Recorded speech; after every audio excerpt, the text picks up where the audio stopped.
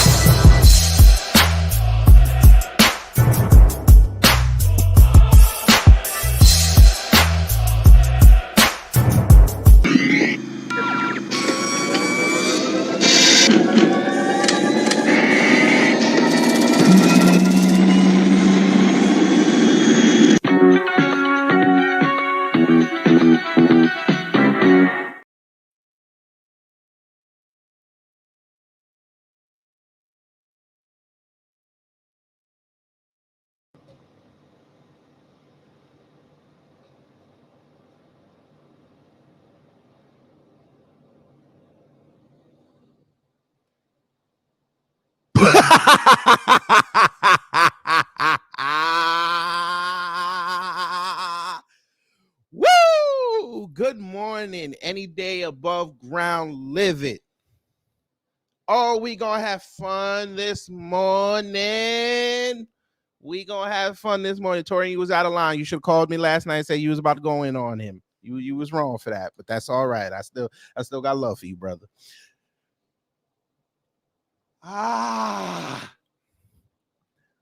What did we tell you? Cartier family, you finna get flamed this morning. What did we tell you? What did we tell you? Tatum Tots, you got flamed last night, so you lucky. You ain't gonna get no more. All you black folks who told us we need to start looking at Vivek, you finna get flamed this morning. By the way, family, I need permission before we start this show. Put a 1 in the chat if I'm allowed to go after a black woman this morning. I have to do this because Kathy Barnette needs to get eternally flamed. So if y'all want me to eternally flame Kathy Barnette this morning, put a 1 in the chat. If you want me to leave a black woman alone, because, you know, we all about black love around here, put a 2 and I'll understand. Because I found something this morning that we need to flame her on. And by the way, I found a YouTube video of someone that was trying to cook Teslin for her performance against Vivek. She's gonna get flamed.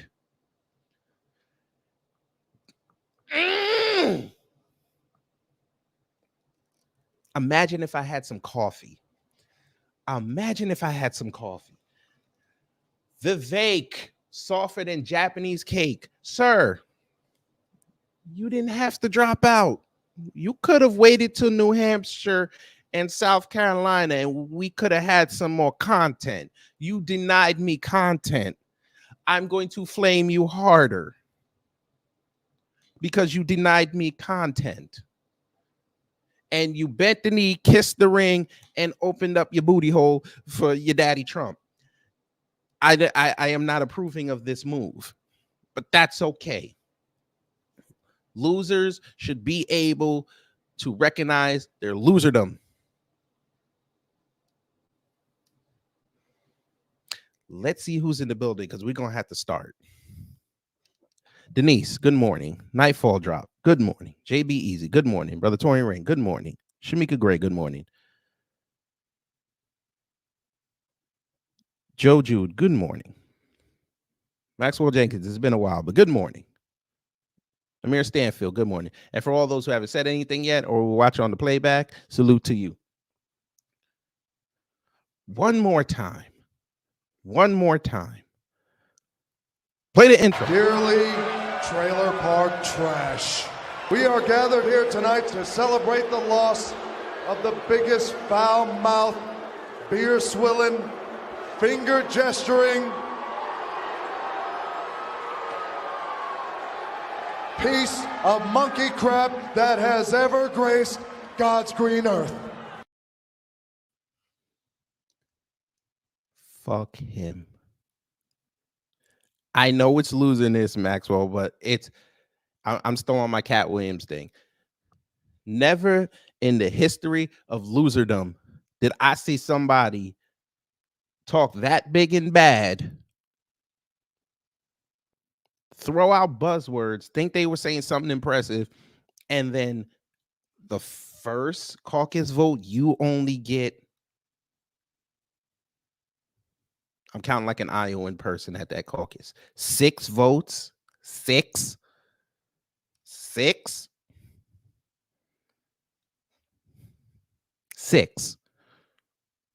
All that work you did, and only 6 people voted for you the first go around.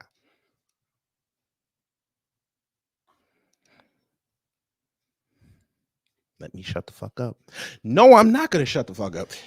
Fuck that man. Oh, we got the NBC article pulled up already. We got it pulled up.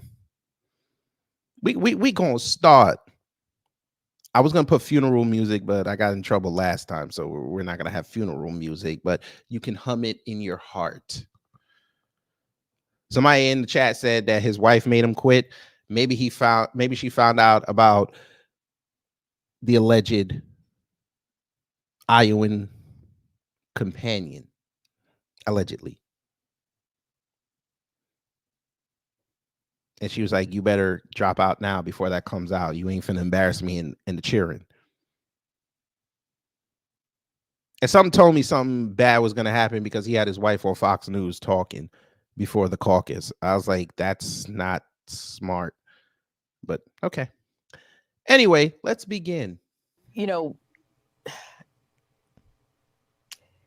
let me go here. There's a growing concern. I woke up this morning to this beautiful piece of news, and it was a beautiful piece of thing. Ain't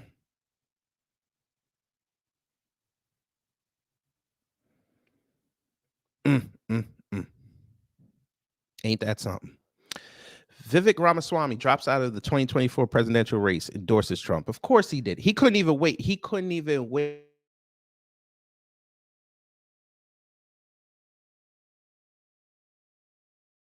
They gonna make you serve drinks. I say again, you couldn't even wait 24 hours to process the loss and then say to everybody, you know what? Let me make my decision probably by the end of the week. You went and jumped on the MAGA train. Boy, they about to give you the Porter's uniform. Oh, more people came in. I didn't even see this. Bibi Rodriguez, hello.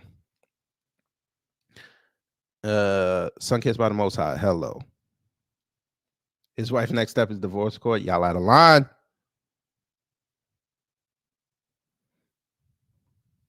The 38-year-old first-time candidate campaigned as someone who could carry on the MAGA movement, but those voters largely stayed with Trump in Iowa.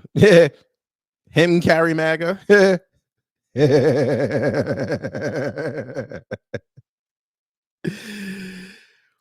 Whoo. Now, Casey, and good morning. No, see, old Nimrod Rada is Brahmin, like Kamami. Vivek is one of the brown ones. They don't like each other. You said, what woman is that desperate? Hey, power. Listen, old girl that was with Tim Scott got a little boost. Why not? Nikki Haley's son-in-law has been mentioned way more times during this presidential cycle than he has ever in life. It pays to be next to someone that's running for president. Businessman Vivek Ramaswamy dropped out of the 2024 presidential race Monday night after a disappointing showing in the Iowa caucuses and endorsed former President Donald Trump.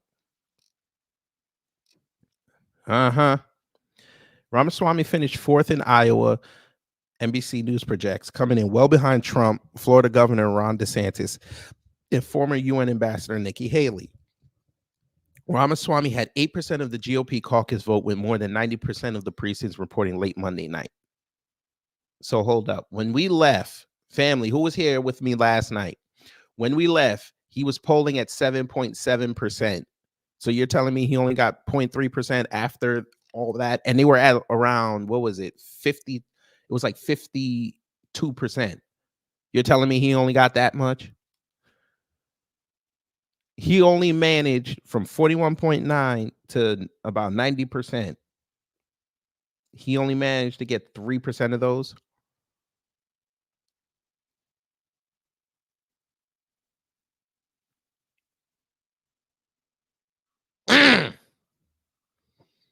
Somebody go check on Lisa Cabrera for me. I know she passed out laughing last night. Somebody go check on her. Harvey is finna do like a 2-hour video on this. He's gonna he gonna lose. Man, it's about to look like Avengers Endgame around here. Ramaswamy said he called Trump to congratulate him on his victory and would attend a rally with him in New Hampshire on Tuesday. There it is. There it is. He already signed the W-2 and the I-9, and he's ready. No, he signed the 1099 because he's on contract. He signed the 1099 and he's already getting to work. Ain't that something?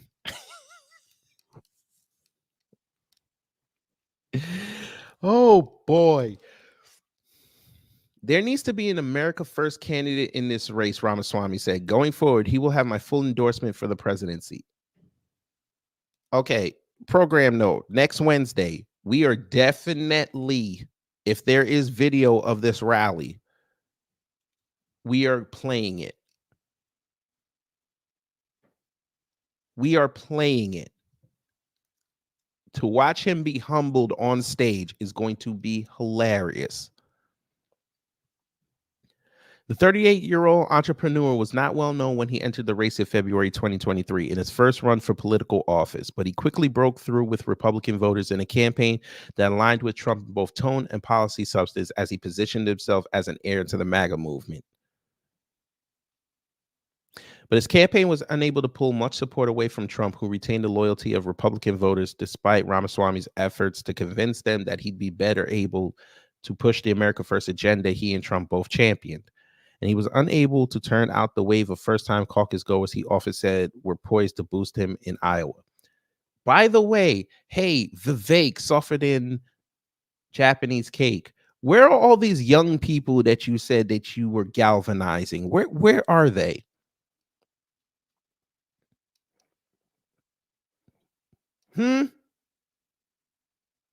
Where are all these young people who said they would rather not vote than give up their TikTok? Why didn't you inspire them to come outside and lend their voices in one accord that Vivek is our cat?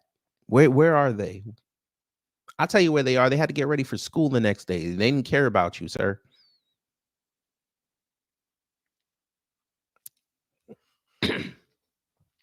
You joined TikTok for nothing. Now that's probably going to be a dead page now. What's the point? You did all that sucking up. And now you done lost. You said you didn't put 10 million of your own money in there. I know your wife was upset. It's going to hit her by Friday. That could have been 10 million spent on your sons. She going to tell you, you better update your resume and get back out there.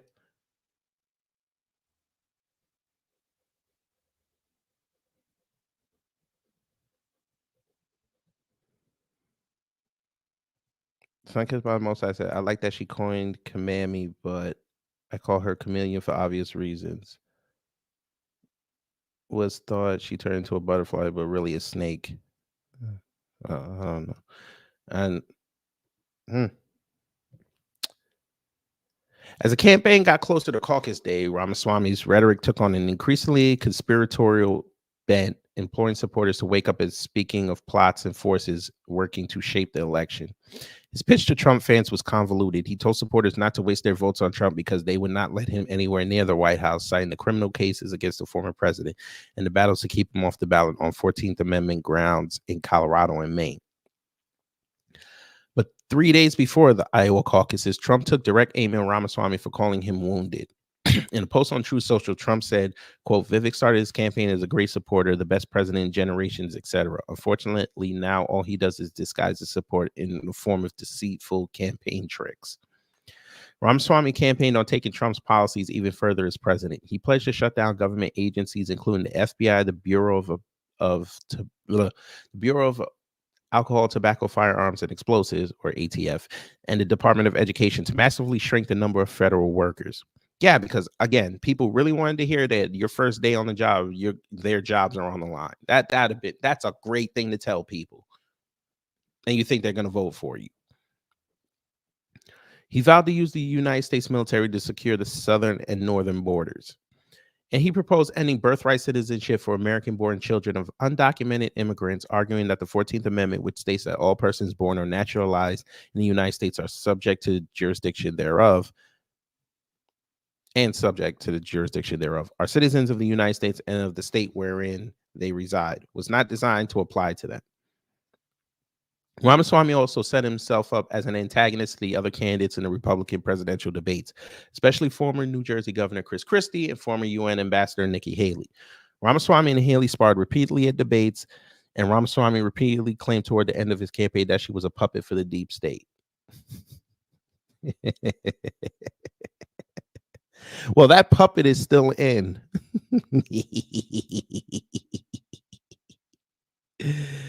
Ooh, hey Vivek, why would you switch up your campaign message days before you need votes?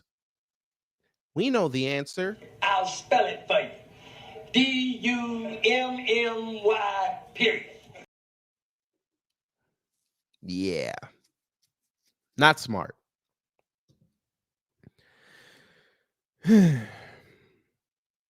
But he hewed closer to Trump so much so that many people at Ramaswamy's events urged him to push for the vice presidential slot on Trump's ticket if it was offered to him. Ramaswamy would say in response that he's not a plan B person. Huh? That's a bad choice of words. You should have just said, I don't play for second.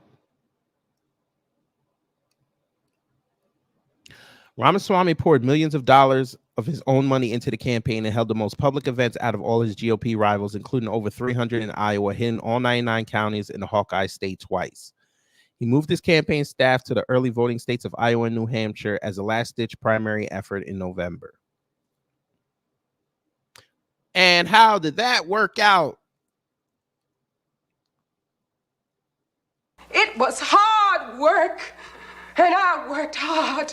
My ass bleeds for you. That's what his old lady told him this morning. Oh, I'm sorry, family. I meant to tell you this. The fact that he brought her on Fox News, she just became fair game. I was actually being respectful all these months. I said she's not part of this, even though she's married to him. So I'm not gonna hit her. Now we're gonna hit her. Now we're going to hit her. Hey, Vivek. What? Since you ain't got to speak till Tuesday, so we got about a week. How many of Trump's shoes you got to shine, sir? Might have to do a couple MAGA ones as well. I'm just saying.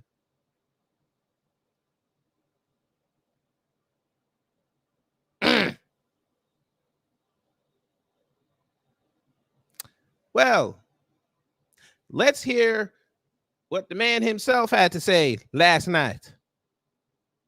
By the way, at the bottom, family, Tabernacle.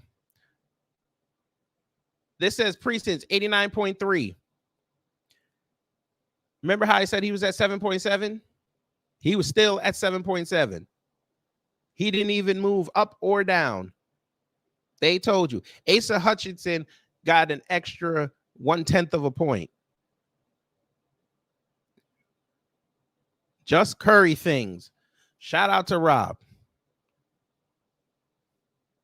Let's hear what the man himself had to say at his victory speech, I guess. And look who's here in the white coat.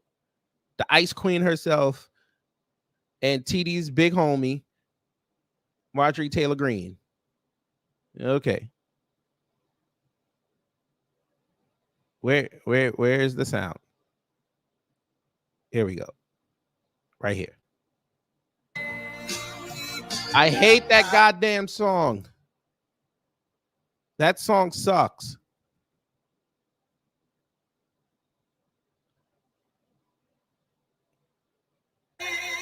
That song sucks. Turn it off. Thank you.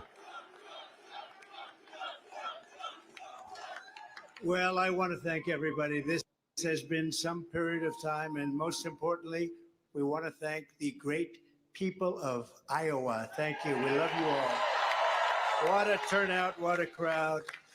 And I really think this is time now for everybody, our country, to come together. We want to come together, whether it's Republican or Democrat or liberal or conservative. It would be so nice if we could come together and straighten out the world and straighten out the problems and straighten out all of the death and destruction that we're witnessing. That's practically never been like this. It's just so important. And I want to make that a very big part of our message. We're going to come together. It's going to happen soon, too. It's going to happen soon. I want to thank some of the great people. We have so many senators. If I go through every name, we'll be here all night, and everybody's going to get angry at me. But the senators, the congressmen from Washington, they came down from all different states. I want to thank you very much. I want to congratulate Ron and Nikki for having a good time together. We're all having a good time together. And I think they both actually did very well. I really do. I think they both did very well. We don't even know what the outcome of second place is. And I see Carrie Lake. Congratulations, Carrie. Very good. I spotted her, I have to announce, because she's terrific. She's going to be a senator, a great senator, I predict, right? You're going to be a great senator. And I also... Wait, Carrie Lake is running for U.S. Senate? Oh, Lord. Oh, Lord. Okay. So want to congratulate Vivek, because he did a hell of a job. He came from zero, and he's got a big percent, probably 8%, almost 8%, and that's an amazing job. They all did. They're all very smart people, very capable people. I think most importantly, I want to thank my incredible wife, First Lady, I'll say former and maybe future. But more important than Melania, I want to thank her incredible, beautiful mother who passed away a few days ago. And she's up there, way up there. She's looking down, and she's so proud of us. And I just want to say to Amalia, you are special, one of the most special people I've ever known. And that was a tough period of time for the family. But she's amazing. She was amazing. So I just want to thank what she's done for our family, and her husband, who's home right now and very lonely. He's a lonely man, but he's going to be okay. Victor, they're great people, great parents to all of us, really. Great parents, but also to Barron. Boy, did she take care of Barron. That's how he got so tall. He only ate her food. And I want to thank my family generally. They've worked so hard, and they've taken so much abuse for being good people. I mean, good people. But Eric and Don, they really did. These two have been working so hard, and they, they have another job also, so they have to do it all. But they've been working so hard, and I know that Ivanka is home and Tiffany's home. They're watching, and I know that Barron's watching. Good old Barron. I said, "You're going to be a basketball player." I said, "Well, I like soccer, Dad, actually." I said, "At your height, I like basketball better, but sometimes you can't talk them into everything." But he's a special boy. But the whole family is just incredible. And my sister, Elizabeth, who's just the biggest fan. She's just from Iran, and we would have had a deal with Iran very. Okay, so he's gonna start bloviating. Okay, fine. All right, so we heard that. Sorry, I was about to start falling asleep. I don't know what the hell he was talking about. He was gonna start again. And and Wallow J, he loves his kid. I mean, I can't even get mad at him. He likes his kid. All right, let's continue. DeSantis came out with a statement.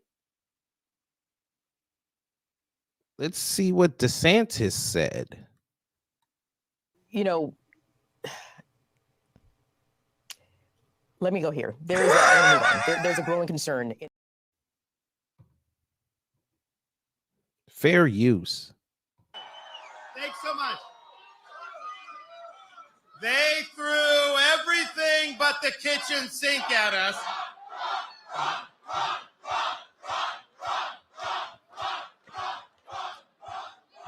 Because of your support, in spite of all of that they threw at us, everyone against us, we've got our ticket punched out of Iowa. You got punched in the face. People want to have hope for this country's future, and that's what we represent. We represent a chance to reverse the madness that we've seen in this country. Sure. Okay. Whatever.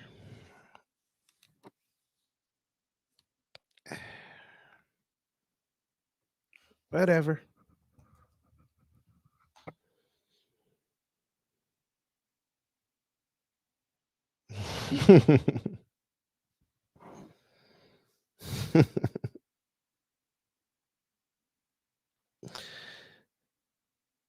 Nikki Haley signals that she will only participate in next two events unless Donald Trump does. What? So if Trump says I'm not going to show up in New Hampshire until the day of, you're not gonna show up, ma'am. Oh my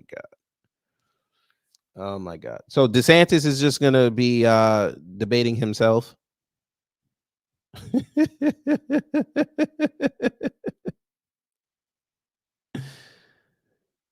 Oh no.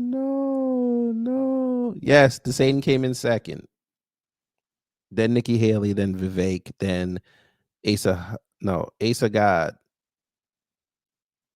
Asa came in last, actually.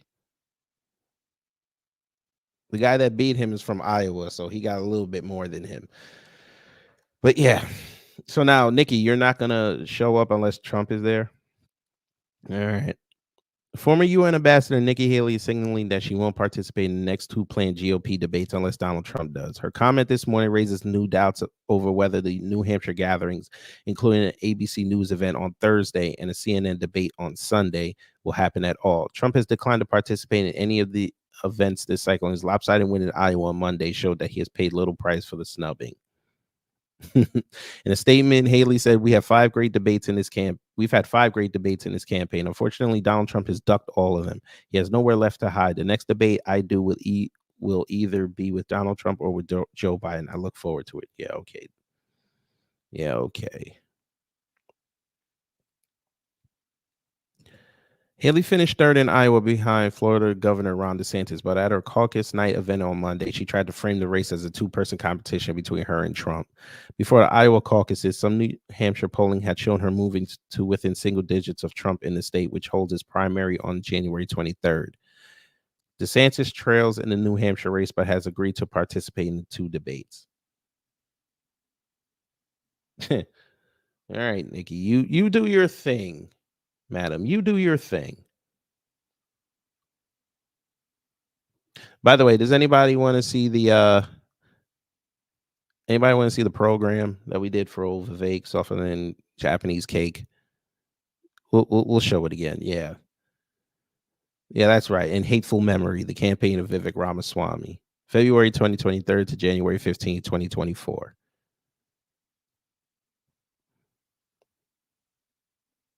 Yeah. He can go straight to hell.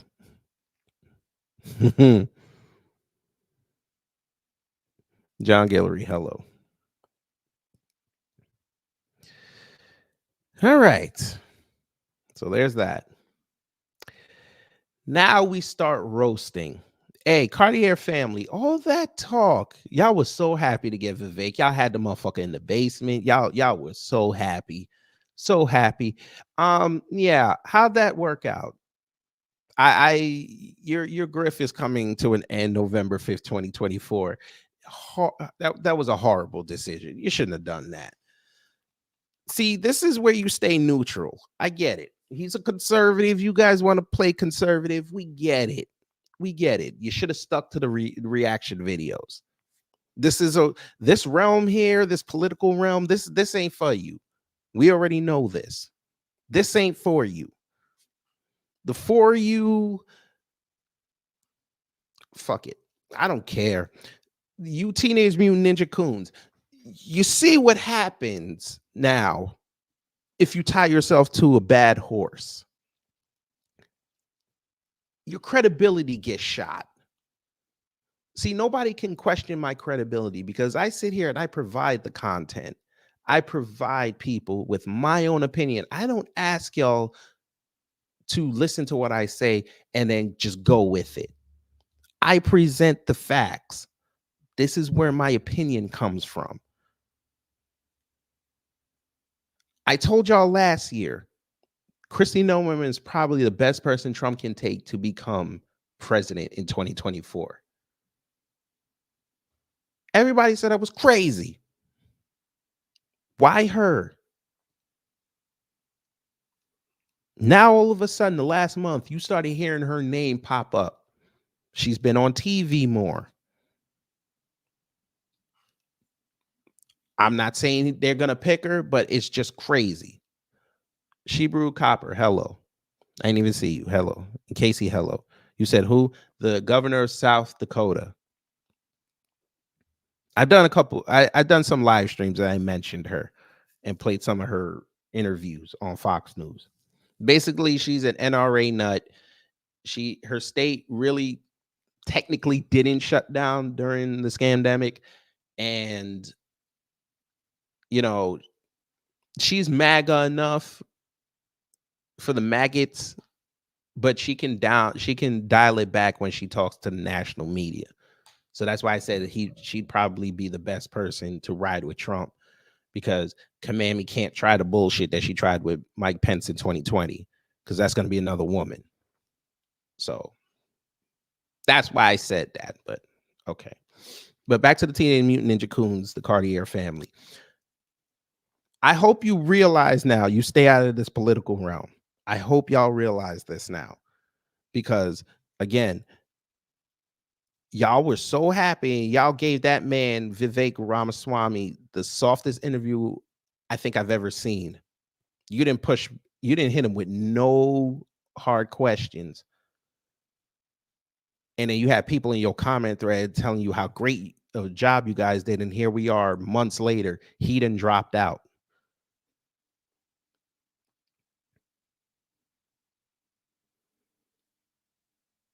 If you don't understand politics, I understand that getting him was a great get and it'll bring eyes to your channel. You're risking something when you do that. That's what you do when you do these interviews. You're risking something. You're risking your credibility. You're risking your integrity. You guys risked both things. But okay. I'm a small ass channel. You probably won't even hear me say that. It's fine. November 5th, I will be proven right. Oh, yes, Torian. Yeah, they're going to get it. Because, again, we all saw that interview that they did with Vivek and talking about how great he was.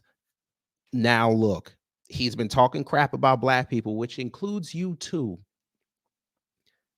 And now he's out of the race. you're going to have to apologize to your audience. But I'm sure y'all going to run the MAGA. So, you know, you got it. Kathy Barnette, you bring your little slick-headed ass over here. You next. Black people are stupid, huh? We're stupid. Wait, I tell a lie. Let me not misquote her. Black people are not dumb. They're ... They're stupid. That's what she said. We're stupid? Cool. You're allowed your opinion underneath the First Amendment of this country. Freedom of speech. How do you feel this morning? Because you're talking to one of the stupid, you're probably going to hear this from one of the stupid black people. I have something you don't. It's very small. I mean, it's needed. I have a few things, but we're just only going to focus on this one thing. I have a job. That's right. I have a job. Kathy Barnette, you right now don't have a job. You are on the Tommy Strong level. You ain't got no job, man. You called us dumb. You told us we don't know what we talking about. Black people don't know nothing about no politics. How did that work out? It seems like I was right.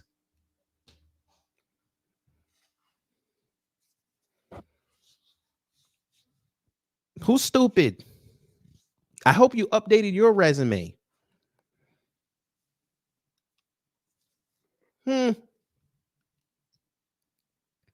Oh, by the way, Kathy.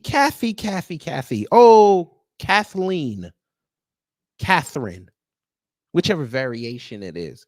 Catherine, considering the fact now that you don't have a job and you don't have the protection of the Vivek Ramaswamy campaign, this statement that you said on a podcast, I would consider getting some outside counsel because you're going to have some explaining to do. You know, let me go here. There's a growing concern.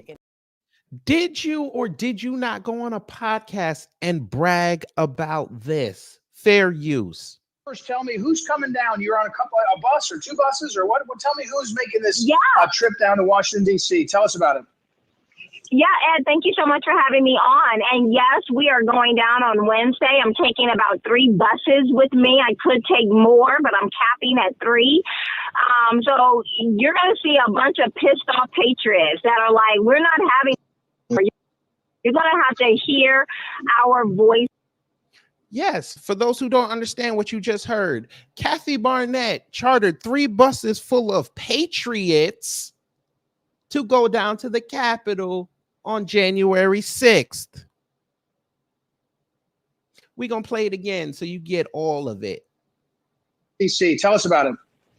Yeah, Ed, thank you so much for having me on. And yes, we are going down on Wednesday. I'm taking about 3 buses with me. I could take more, but I'm capping at 3. So you're going to see a bunch of pissed off patriots that are like, we're not having. You're going to have to hear our voices. Yeah, I think the FBI is going to want to hear your voice and everything that happened that day up to and including J6, ma'am. And I'm pretty sure Vivek ain't going to be out there to vouch for your character.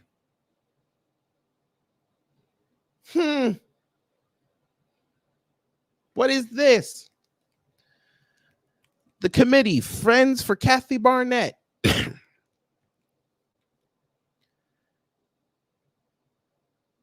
Well. So you're putting people on days before you had a PR firm. I want you to understand the tweets you're seeing. You have a PR firm promoting the fact that she's going on a podcast to talk about what she's going to do on J6. Huh? So you have PR firms snitching on you now? Huh? Okay. Kathy, since your boy wants to talk about, there ain't no color, there ain't no white supremacy, we're all American. Okay.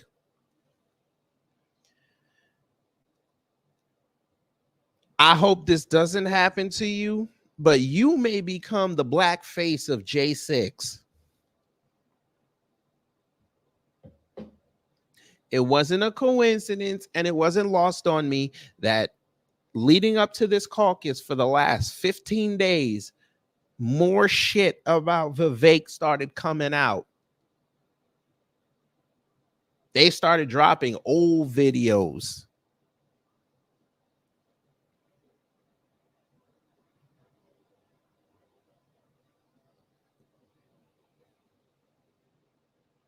But okay.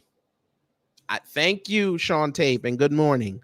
Thank you, Carlos Ayala. They're questioning him now. You ain't nobody.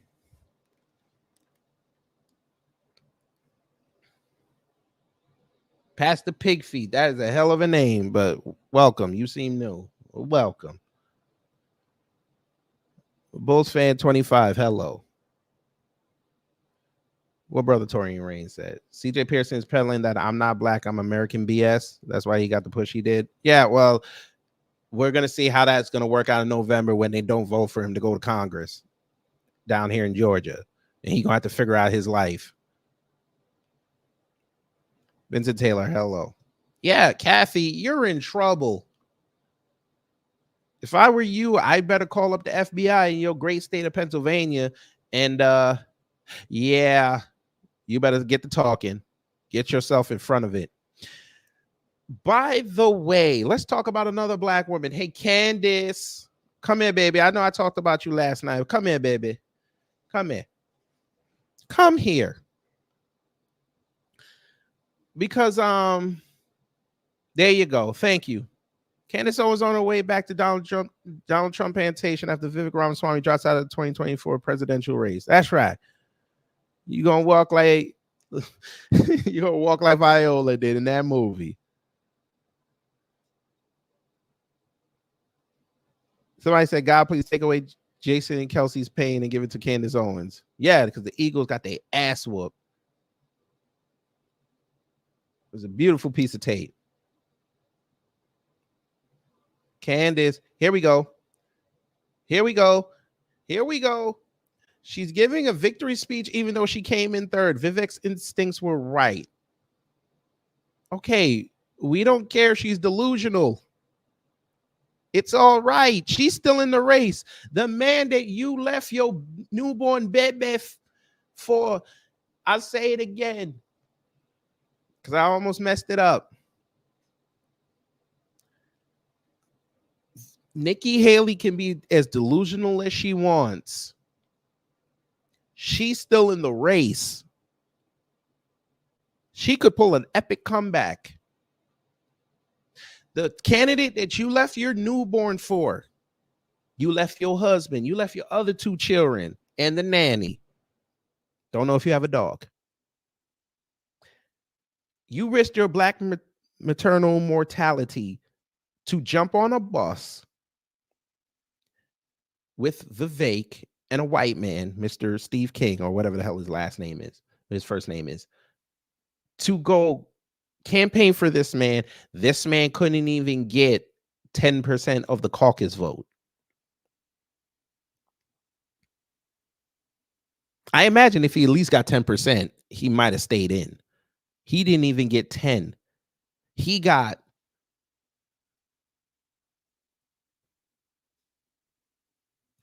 6 on the first count. 6.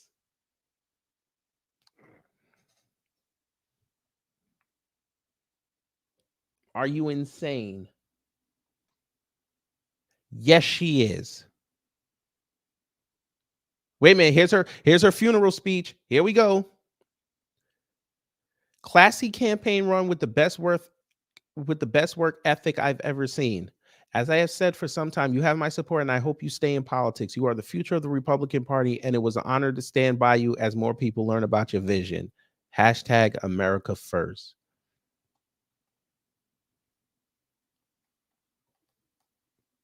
Boy, she's shameless.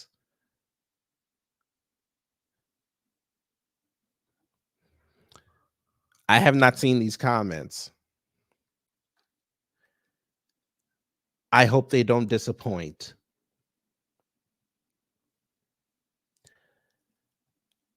I like Candace and Vivek, but Trump has been a proven fighter since he came down the escalator, don't you think?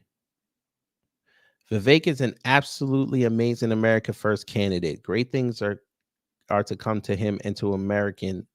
Oh, God, they can't even spell. Never mind. Thanks for sticking your neck out.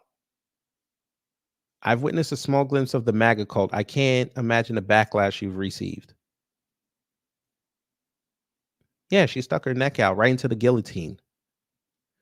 Anyone who listened to him gets this. Those who trashed him for a few days because of one post from Trump don't. You can support both. Well, unfortunately for you, Town Square, we've been trashing him for almost a year, and we were born outright. I'll be disappointed if Vivek doesn't get a VP or significant position in the next Trump administration. They really don't know how white supremacy works. But okay.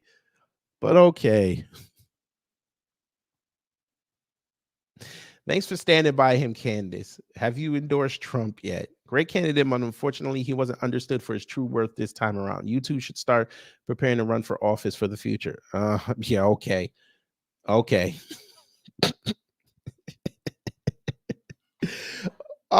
Sir. Lodge, whatever. Y'all's Candace Owens ain't got the stomach to be running for office. She don't got the stomach. They will crawl into her life. They will bring out the 3 white boys that she said called her the N-word and were being racist and put them back on TV. And they will be coached so well that you will doubt her story.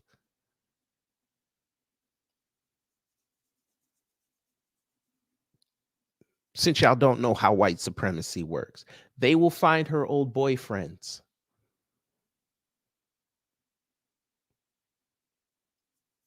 They will bring back David Horowitz. Clanity will be talking to him at length about how Candace Owens was at that summit in 2018. People you've never heard of before will call her character into question. They will say she has been a leech since she was in diapers. You think that chick can handle that? She's going to hate this next statement I'm going to make. But it's going to be reality. If she goes outside, they're going to destroy the image of her grandfather. I'm going to say that again. If she goes outside and plays in that political realm, trying to run for some kind of seat, they will bring her grandfather back outside and they will destroy that man's image. I promise you. She don't got the stomach for that. As much as she reveres that man, rest in peace. I think he passed away. They will destroy his image on the world stage. But go ahead, Candace. Listen to these idiots and go outside. I ain't got no sympathy for you at that point. I don't. This is not your lane. You are horrible. You back the wrong candidates all the time, and you have asinine takes. And when you get some scrutiny, you cannot handle it. You worse than Vivek. You start doxing people, you start with the insults, you threaten litigation. Nah. Well, Nightfall, that's what he wants. He wants to be over the black people. Torian said, can you imagine social media during the Bush Jr. era? It was still in its infancy, but Jesus Christ. Oh, man. Imagine if Twitter was Twitter back in mid 2000s. Oh, my God.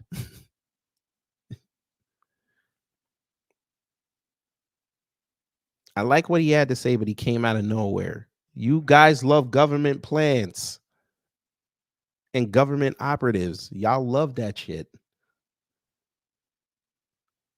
Trump has been under how many indictments and still campaigning all over the place? This isn't a takeaway from Vivek. It's just to point out that you should observe Trump's campaign. They like it. It's not your Republican Party, Big Mama. Ghetto Mensa chick. Okay. Here we go. Somebody talking about DEI. Oh boy, you give white people one little acronym and they go and run with it. We're going to need Vivek to run against Newsom in 2028. I love Vivek, but now's the time to rally, run the A1 flag, and take back the White House together. This is one smart, classy dude. Oh, Lord. They don't even know what they want. They don't even know what they want.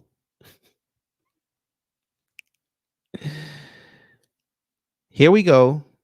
The massive and historic size of Trump's victory should lead to some self-reflection about what caused the complete collapse of faith in the legitimacy of U.S. institutions of authority and justice, whereby voters so easily disregard 4 felony cases as irrelevant, if not an asset. I guess you don't know that America loves criminals. This is why we say high IQ so much. After 2 seconds, 1 second.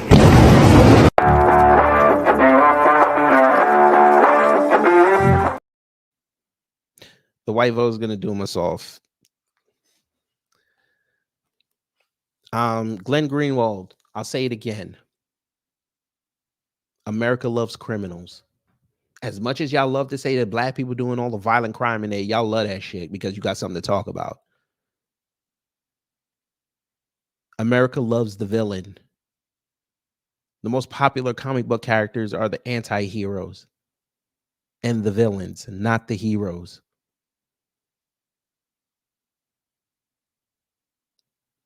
It's interesting how that worked out, huh?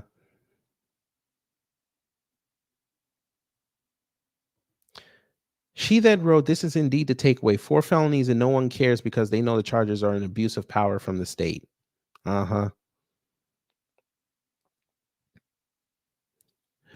Candace Owens, redheaded libertarian, Tim Pool, and Ashley St. Clair did such a great job promoting Vivek that he dropped out after one primary race. Excellent work, conservative influencers.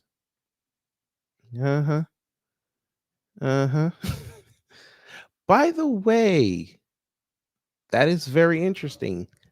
I wonder if he did talk to Tim Pool or did he just go home?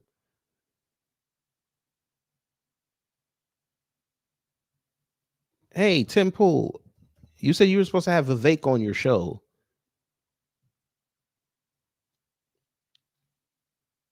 Wait, I guess he didn't talk. Oh, he did talk. No, wait, this is old.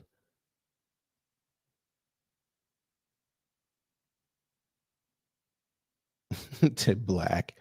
Vivek didn't qualify for the Republican debate. Vivek was on Tim Pool's YouTube channel with Candace Owens. It would be a gift not to hear his voice again, at least until his next bogus concept book tour. God damn. I guess he did go home. That's fucked up. Absent things that we don't want to see in this country. What things are those, Vivek? A coup? Tim Pool Civil War, vote rigging? What things, Vivek? Wait, did he talk? Ooh, we gotta hear this piece of tape. Wait a minute. Here it is. We gotta hear this piece of tape. He already looks sad. Moment, we are going to suspend this presidential campaign. And this is going to have to be, there is no path for me to be the next president absent things that we don't want to see happen in this country. And I think that I am very worried for our country. I think we are skating on thin ice as a nation.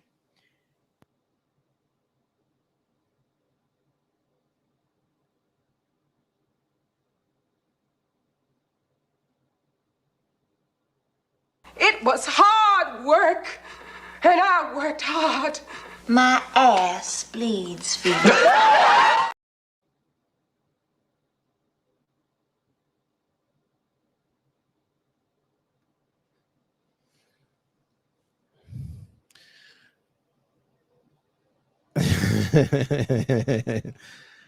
Hey, Raucous Rat, since you want to come up in here, you ain't got no work today. Okay, you got my attention now. Hey, why don't you come up here? Here, wait a minute. Don't go nowhere. Don't go nowhere. We're gonna give you all the attention you want. Don't go nowhere. Please, if you come up here, I'm gonna do something very special for you. I'm going to tell you how happy I am that Trump won. Come on up here. Raucous Rat, come up here. I'll tell you exactly how much I love that Trump won.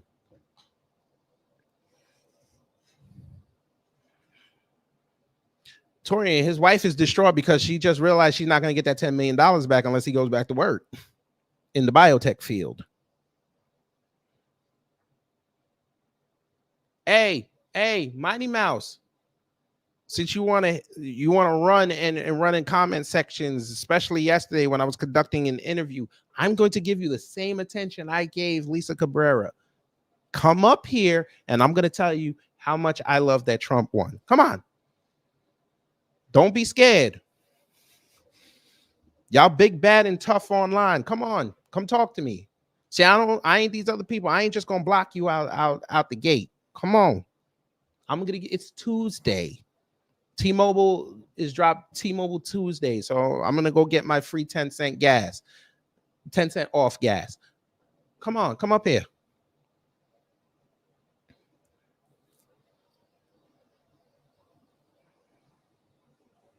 Don't run. Come on. I'm sure you're prepping now for lunchtime for the drive-through. Come on. You got time. Come on. Casey Malone said, you missed yesterday's stream. What happened? Oh, no, I interviewed Lisa Cabrera, and I had a beautiful cross-promotional stream. It was a beautiful thing. And these cocksuckers showed up in here talking about that she's leading people to Trump. So we had fun at their expense. Nightfall Drop said, did you hear how quiet that crowd is? Well, those are probably his ride or dies.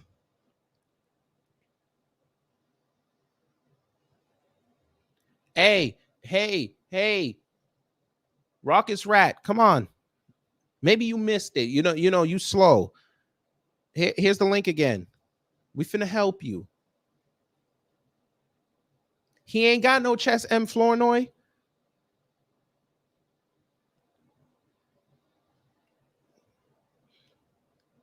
Come on, take that orange dildo that you got on special order from the Amazon back channel site and come up here and tell me. I'm going to tell you how much I love that Trump won. Come on.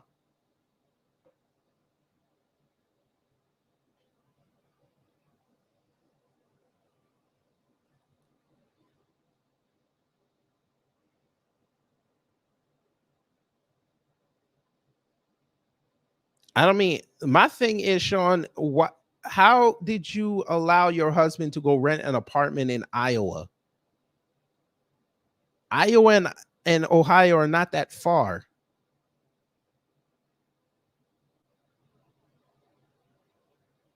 Yes, I did, Sunkiss. Yes, I did. He probably got the Trump special. The ball's got his hairpiece on it. Pause.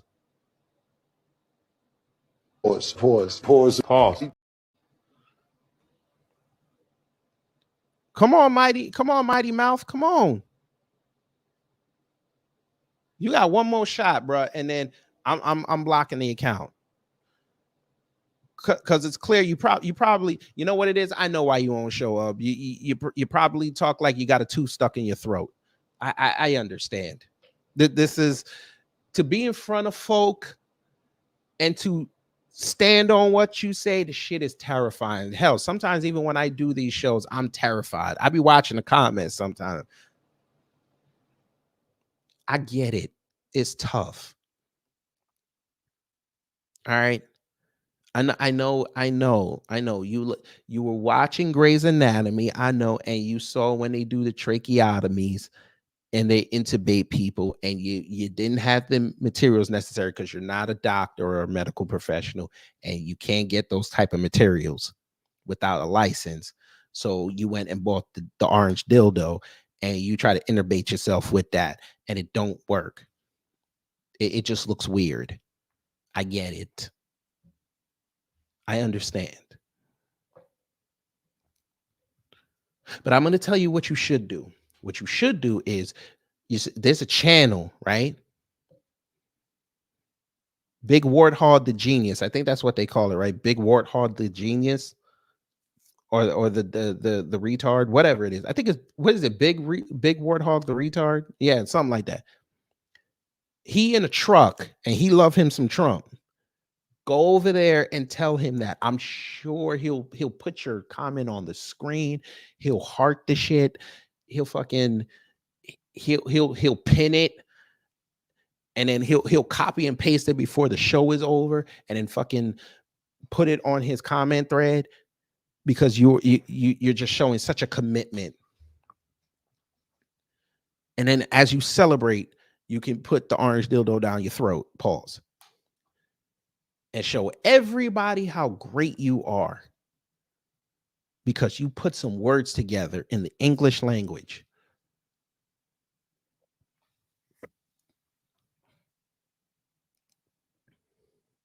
You're not going to come up?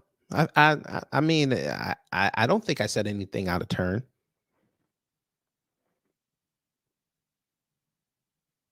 Well then, since you're not going to come up, I can move on with the show. But before we do that, You want some more? Do you? All right, bim, bam, boom. Somebody get this nigga out of my way. yeah, you about to go there.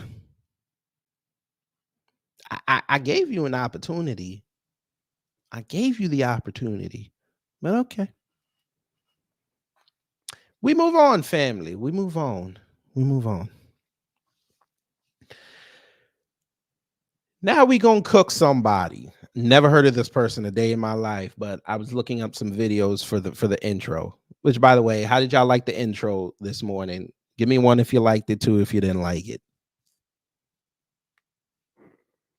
We'll play it again for those who didn't see it. We'll play it again. Dearly trailer park trash, we are gathered here tonight to celebrate the loss of the biggest foul-mouthed, beer-swilling, finger-gesturing piece of monkey crap that has ever graced God's green earth. All right.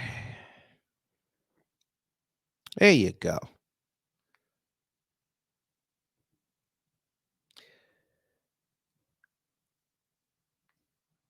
Now, like I said, family, I've never heard of this person a day in my life. This channel is called the Standard Truth Podcast. 28,000 subscribers. They did a review of Teslin's interaction with old Vivek.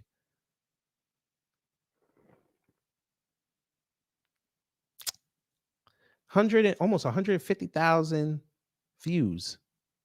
She did it on July 4th. Fireworks. Ching-ching. We're going to hear what she said, and we're going to critique it as needed. Fair use. And he is a Republican running for president in the 2024 election. And in usual fashion, the Breakfast Club will invite candidates on their show, which you would think they invite them on to actually discuss the issues. But depending on which side of the aisle you're on will determine how that interview typically goes. So if you are a leftist, you will get softball questions. They very rarely hold people on the left accountable, and they bring people on the left in for confirmation bias. However, okay, now, if you didn't ever watch The Breakfast Club, you would think that she was correct. She's partly correct. They will lob softball questions. They've done it with Kamami. They've done it with Chuck Schumer. They've done it with a lot of people. How did that work out with Joe Biden, though, by the way? How did that work out? That didn't work out too well for their brand, but okay, we understand that. Teslin wasn't there when they had lefties on, at least to my knowledge. She wasn't there yet. So for me, the first time I saw her talking politics was with Vivek. So that's just context of it, but we're going to let her continue. Go ahead. If in the event a member of the GOP or someone on the right comes onto their show, pretty much you are stepping into the lion's den. So as we dissect the interview, surprisingly, the beginning of the interview was actually very fair and balanced. And it was Charlemagne and his co-host, DJ Envy. They were interviewing candidate Ramaswamy. And so now you have three men engaged in respectful, measured dialogue. And they didn't ask him one question about his policies. They just let him bloviate about the state of the country. They didn't ask him one policy question. Or did you not watch the same interview I did?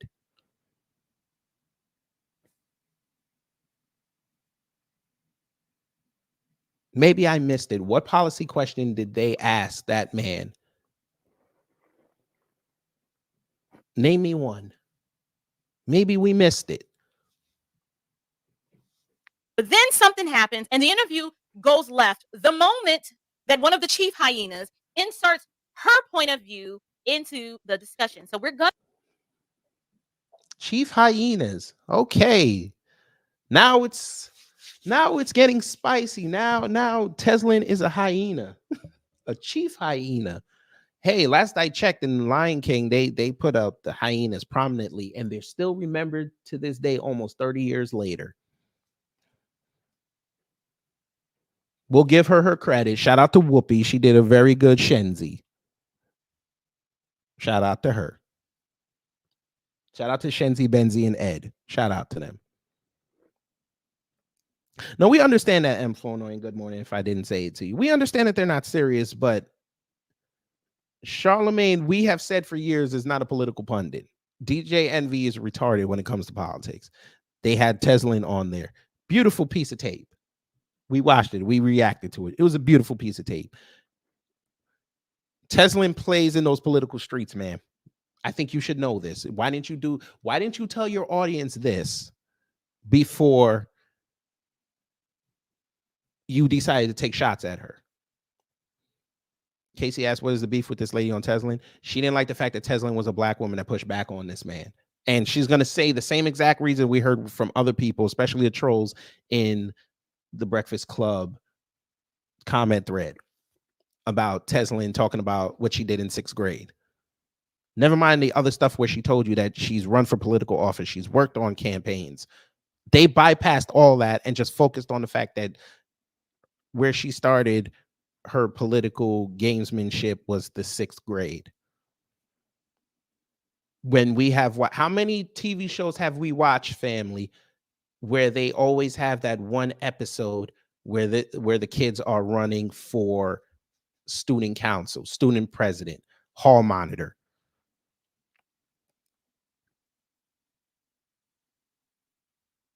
How many TV shows?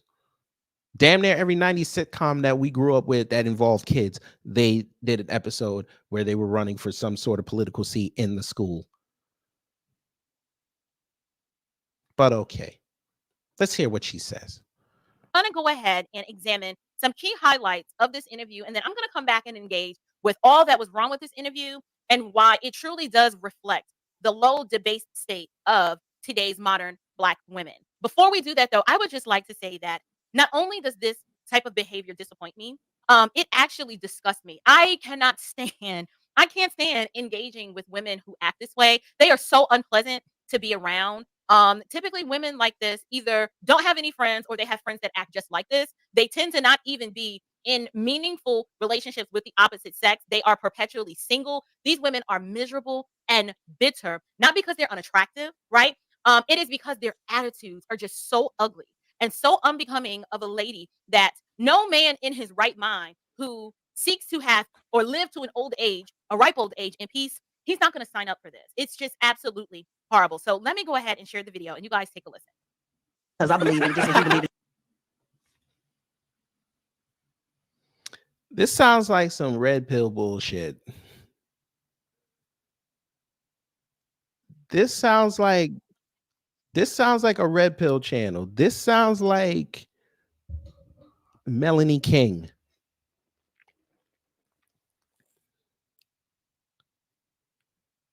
No, you didn't. No, you didn't.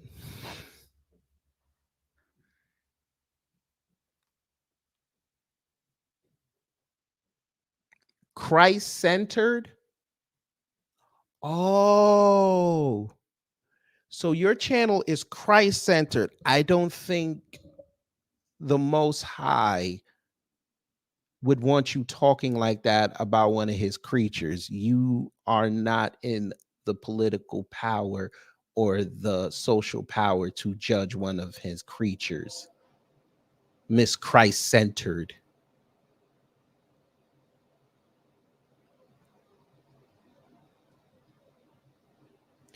Y'all don't believe me. Tabernacle, there you go. There you go. There you go. Christ-centered. Christ-centered. Hey, guess what? I think I speak for all my people when I say this. We don't like you fake ass Christians trying to play authority figure, the judge of character. There's only one entity that can judge my character, and that's the person that allegedly created everything, if we're going to use that standard.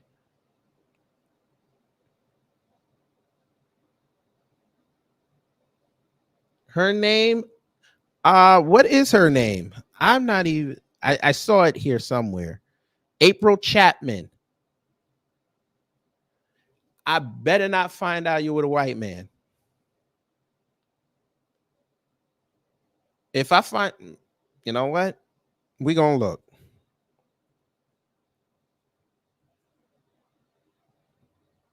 We gonna look this up. I'm gonna let it ride. In civic engagement, I believe in changing the ideas of what political opponents will look like, what they should look like, or political candidates. Are you willing to take a test with me quickly? Because I just have a couple of questions for you. I will. Absolutely. So just, and the way this is opening up, I have a feeling I'm about to fail it, but that's good. Let's do it. That's right. Yeah. So first of all, one thing that I wanted to say was out the gate, before we even begin to engage with what she has stated, out the gate, she is extremely rude and arrogant, right? So she opens up her line of questioning, just being disingenuous. What?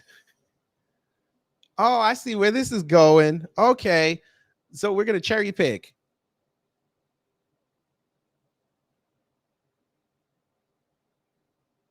I'm sure she ain't going. I'm sure. I appreciate that, Torian. I'm sure live stream is where you're going to get the most engagement. I'm sure. How was she disrespectful? Maybe I missed it, family. Where was the disrespect where she said, hey, you want to take this test? She didn't even give him the test, by the way. Where was the disrespect? Now I know she lying because they didn't even really get into it until maybe 10 minutes later. Oh yeah, I did leave a comment. I said this commentary didn't age well.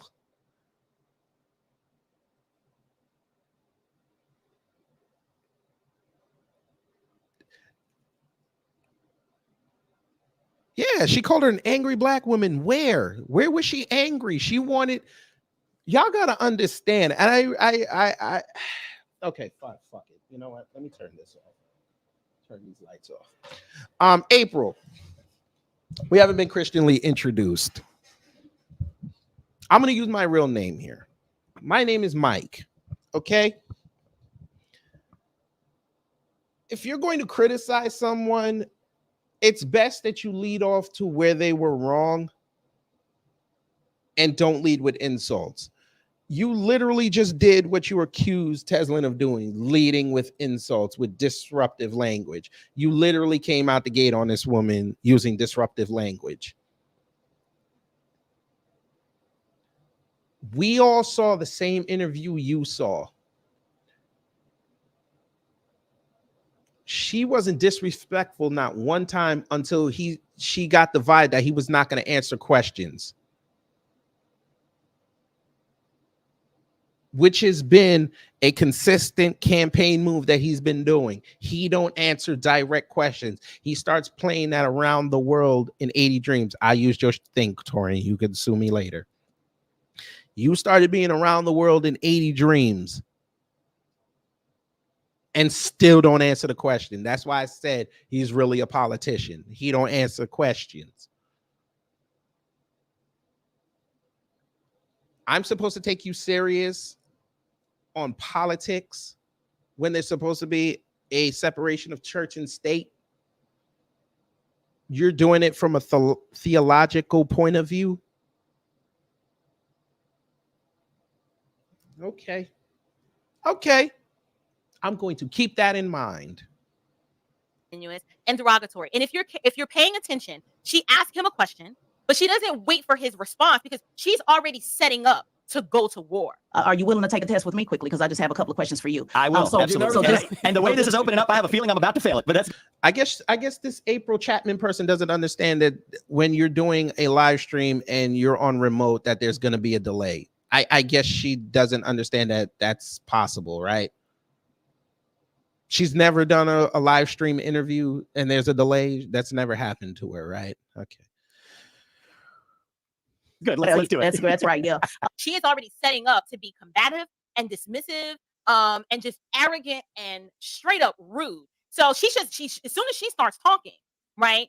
She doesn't even allow him to respond to say, sure, why not? Go ahead and ask. She's just off to the races, right? And he literally responded by saying, I'm ready for it, but I have a feeling I'm gonna fail.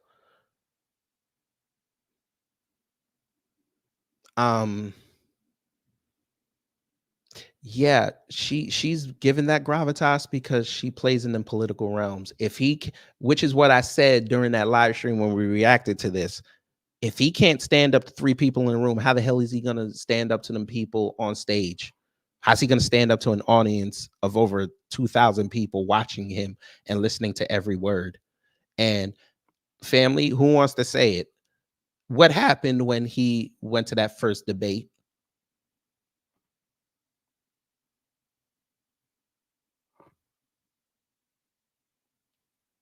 Correct. He folded when Chris Christie pushed him. He got called one name, lost his composure, and started asking for hugs.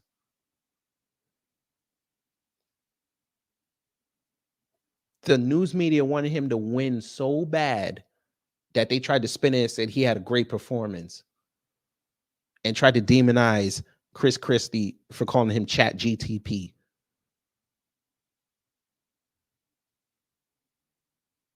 When that's the name of politics. They ain't no friends. Everything is on the table. I'm going to insult you. and he didn't know how to handle it. Then he learned, and then he put his ire on Nikki Haley because she was the easiest, because she was a woman and the only woman on stage.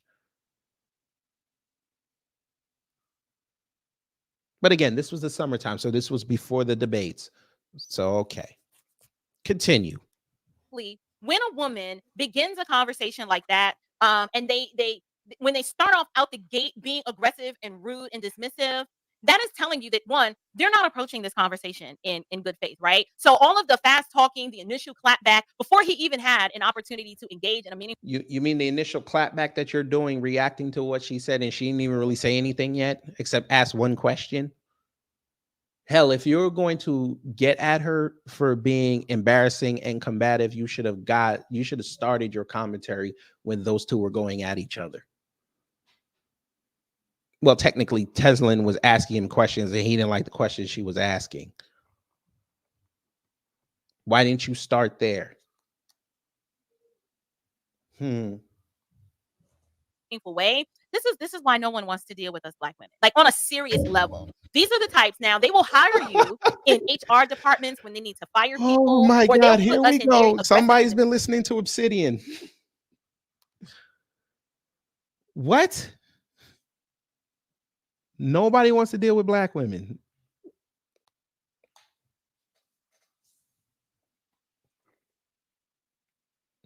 It makes sense. She's down here in Atlanta. It makes sense. It makes sense that she thinks like this. This is a grift. It makes sense. It's a grift. Thank you for confirming it. This is a grift.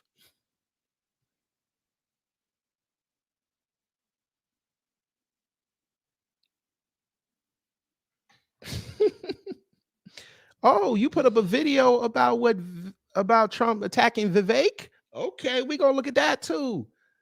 Oh, lady.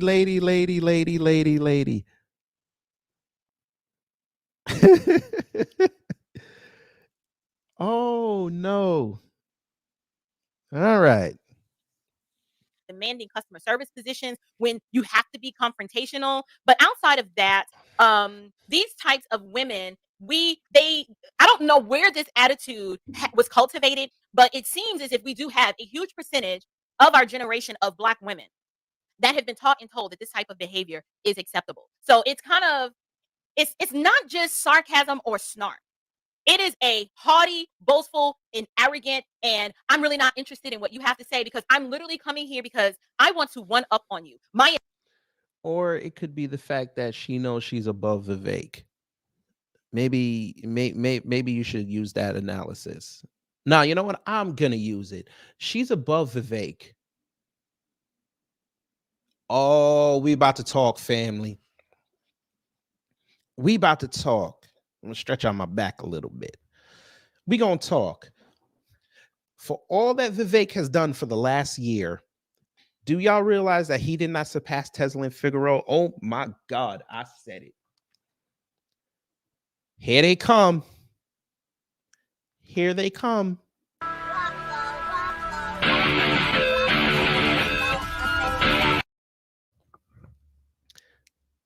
Why did I say that? Well, according to Teslin's resume, she's run for office unsuccessfully, just like Vivek. She's worked on campaigns. Guess what? Her biggest campaign is still in the Senate. Now, regardless of how you feel about Bernie Sanders, that man is successful. She knows him. She organized people across the country to go out and be grassroots people who give out flyers, campaign for candidates, and become candidates themselves. All by her lonesome. Vivek tried that. How did his fundraising work out? His fundraising push work out? How did that work out? I'm going to pay you 10% of what you bring to the table. Notice he's never bragged about, hey, you know what? We got 1,000 people to sign up to go outside and campaign for Vivek Ramaswamy across the country. We didn't even see that. The news didn't print it. He didn't promote it. He didn't do none of this.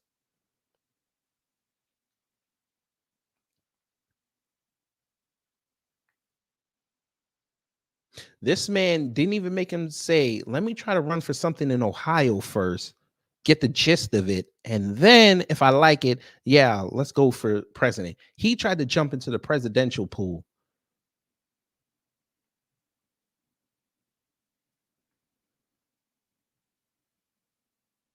If Ohio had a caucus, he wouldn't even have won it, and that's his home state. He's a terrible candidate. He wants to be a personality. He wants to be on TV. He wants to do podcasts. He wants to do radio. He probably is going to show up in a couple of years with his own talk show where he discusses the political issues. But you're worried about a black woman pushing back on him when if he really wants to win, he's going to have to siphon the black vote.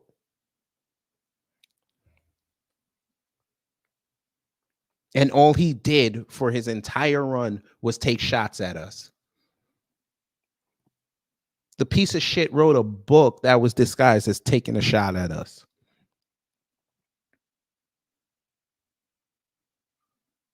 But you cool with this.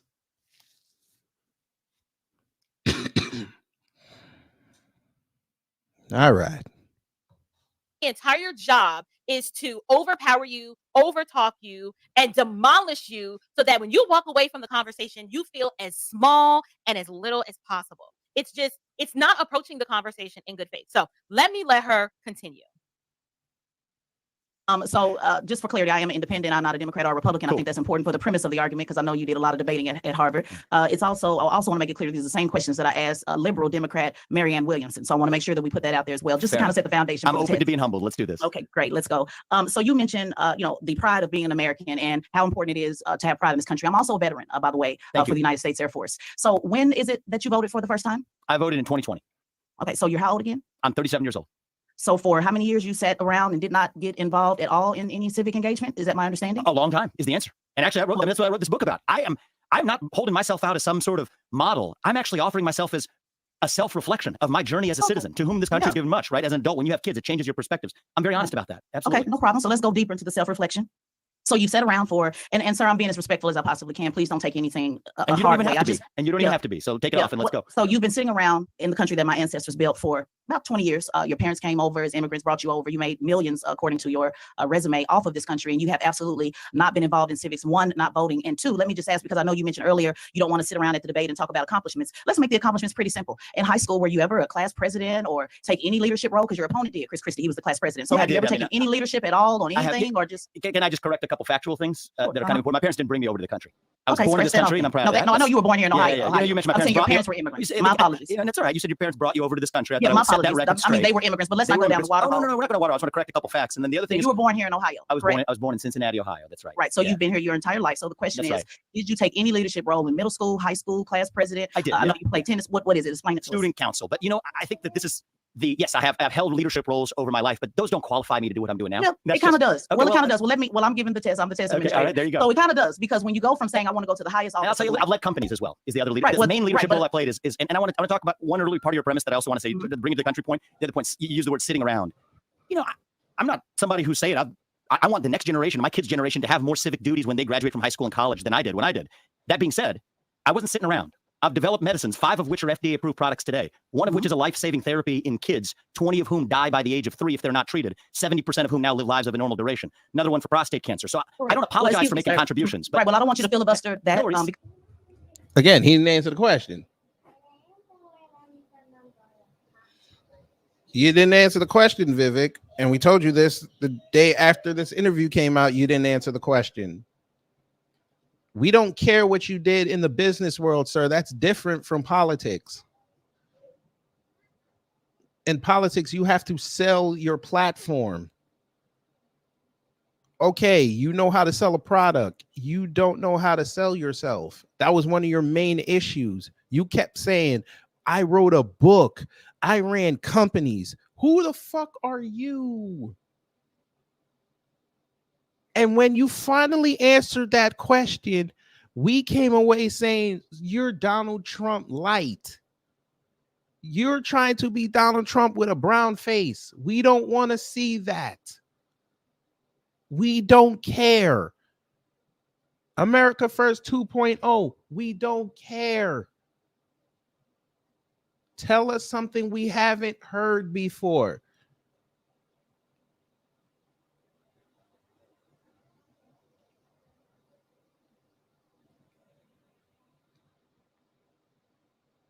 And you never did it once. Everything was Trump, woke, DEI, CRT. We don't care about that stuff. What are you going to do for the economy? Which, by the way, I have the proof. He said he wants to work with China. He wanted to work with China because we got to talk to him about what he did in the past tense because he's out of this. He lost. He wanted to import goods from China like toys and electronics to raise our GDP back to 5%, which is a 200. I'm sorry, because it's currently at like 2 right now. So so that's going to be a 150% jump. So please miss me with this. Because that's not the question that I asked, and I don't consider as a veteran. I'm talking about service. I'm not talking about what you did for profit. I'm not talking about what you paid people to do with your company. I'm not talking about that because that means nothing to me. What I'm talking, what I'm able to ask a question. She's been trying to ask a question, and you've been talking over it. I'm all ears. We gave you. So let's go ahead and just engage with this short excerpt of the situation. Right out the gate, I do want to say that it is embarrassing to me when media, whether it's urban hip hop media or just media in general, they're not interested in allowing both sides to convey information. They would rather participate in propaganda. So I look at shows like The Breakfast Club. It is a propaganda tool and machine designed to keep younger or even older urban or just people that are Black that tend to be leftist to keep us indoctrinated in a perpetual cycle of victimhood. What in the flying fuck? She's stupid. I'm sorry, family. This April Chapman is not well educated when it comes to this politics. Are you, ma'am? That man was literally there for 20 minutes. He could have sold his entire platform in 2. He didn't do it. Shit, this son is crazy. Let me turn this off. He had 20 minutes to sell before Teslin came on to sell his platform. He didn't do it. He was sitting there talking about his damn book and what's going on in the country and Trump. Are you serious right now?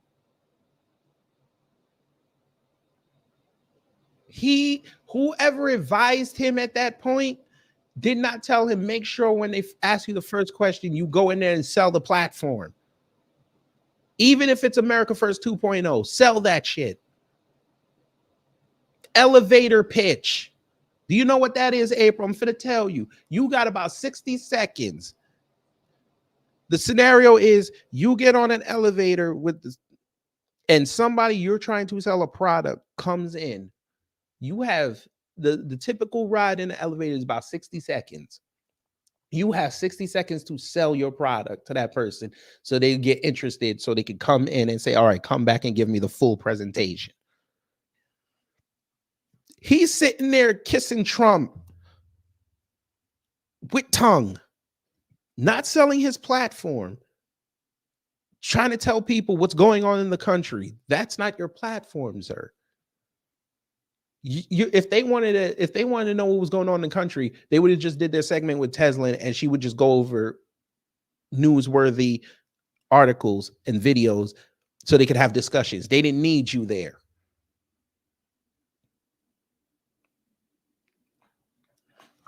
And then you're going to say what you just said? Continue. Woe is me. And I think it's problematic because in order for us to actually be participants in the political process, and in order for us to enjoy the freedoms in this country that we already have, we're going to have to stop looking at ourselves as victims, right? We have to look at ourselves as equals. But that is Oh, here we go. Okay, so it's not red pill. You're conservative BSing. All right. Okay, you're conservative BSing. Oh, Shantae, very good analysis. Well, we saw how every time he got a curveball, he floundered, he whiffed, he got upset. All right, so this is a conservative channel. Makes more sense. All right, good. I know, right?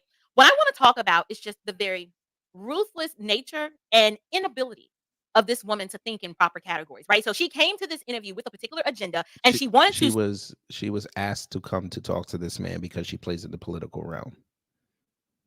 sway this conversation in a very laser focused direction. Because it wasn't enough for her to find out that Mr. Ramaswamy is a creator of or a CEO of a biotech company that he started on his own and has 5 FDA approved drugs. Like And that all 5 don't make money, but okay. is no small feat, right? So he's an entrepreneur. He's a business owner at 37 years old. Those are huge, sweeping accomplishments. That have nothing to do with you going on the campaign trail trying to tell people how you're going to fix the country, because business is just one aspect of it.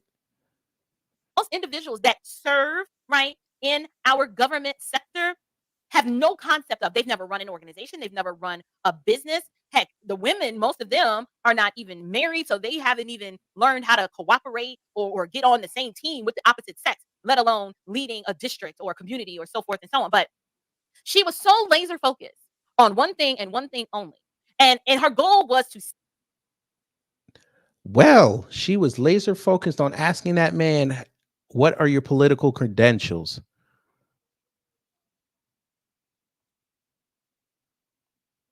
I'm sorry, a political candidate, I've never seen that before, family. A political candidate being asked questions about their political history. I didn't realize that that was wrong to do. I learned something new here. seek, attack, and destroy. What these types of women do, they act like a bomb that only know it's just a bomb, and all she knows how to do is just detonate on command, right? They come to the conversation like they know all the facts. So it's a very high money. She actually did know all the facts. Okay, she did know all the facts. They tell on themselves. Okay. Arrogant, boastful, haughty disposition. That's what the Bible Hey, describes. ma'am, she knew all the facts. Most people didn't even know that he was on the Harvard debate team. The news didn't even print that. Oops. Describes such a disposition as in Romans 1 with no humility, no graciousness, right? Now, she asked the man, does he have any sort of leadership experience, right? And because she's unable to think in proper categories, it's not satisfactory enough for him to have run a corporation and Oh, God. Running a corporation and running a political office is 2 different things. She can't be serious right now. Ma'am, you are running a business right now.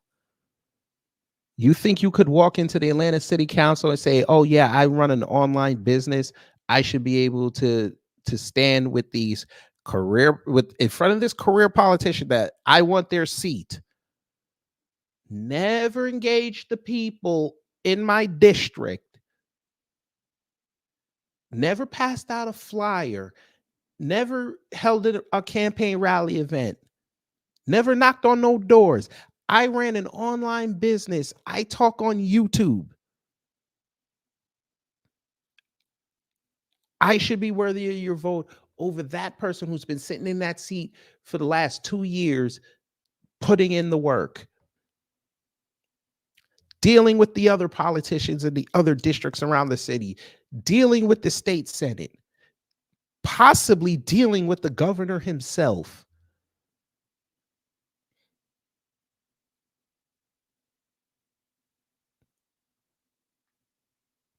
I should get it because I've run a business.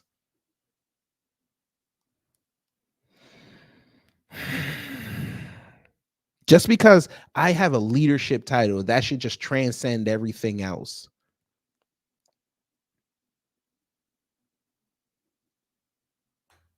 Develop these medicines and having gone to Harvard or having attended Yale, none of those things hold any weight in her worldview, right? Yeah, guess what? Hey, George Bush went to Yale. How'd that work out? Is he smarter than Vivek? Huh?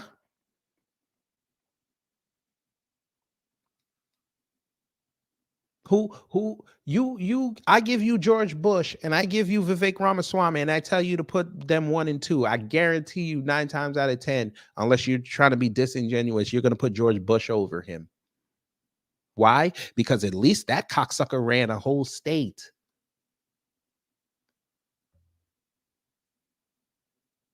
He at least ran a whole state.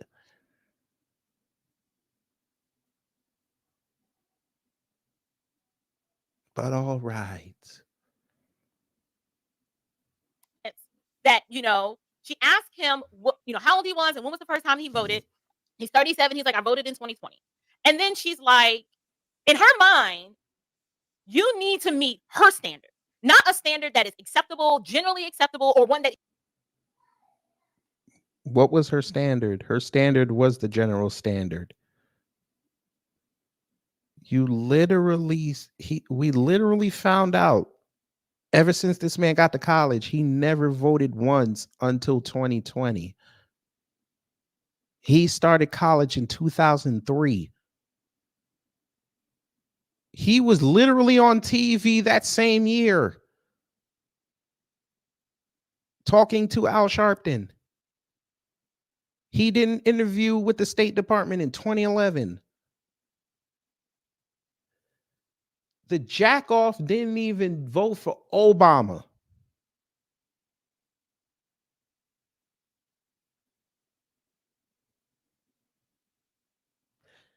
I say that again.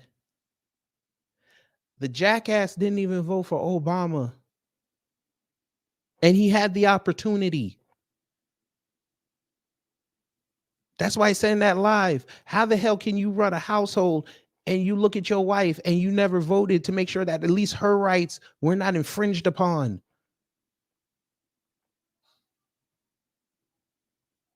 You didn't even have enough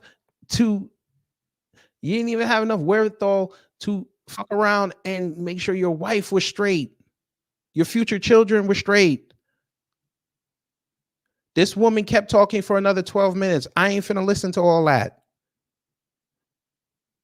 That's a question. You've been cutting her off. I'm all ears. Right. So your question. So my question again is, Let me just mention something about that. Oh my God. DJ Envy historically is just beta male simp number 1. And that's what Who gives a damn? He has to keep his show moving.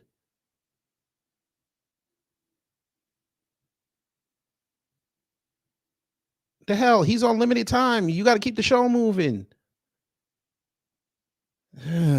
Okay, go ahead.